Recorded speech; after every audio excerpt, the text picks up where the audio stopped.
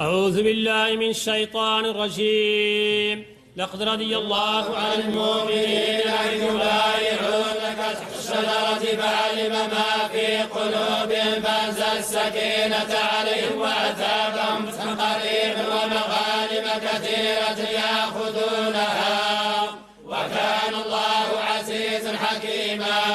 وعدكم الله مغانم كثيرة تأخذونها تعجل لكم هذه وكف أيدي الناس عنكم ولتكون آية للمؤمنين ويهديكم صراطا مستقيما وأخرى لم تقدروا عليها قد أحاط الله بها وكان الله على كل شيء قديرا. ولو قاتلكم الذين كفروا لولوا الأدبار ثم لا يجدون وليا ولا نصيرا. سنة الله التي قد خلت من قبل ولن تجد لسنة الله تبديلا.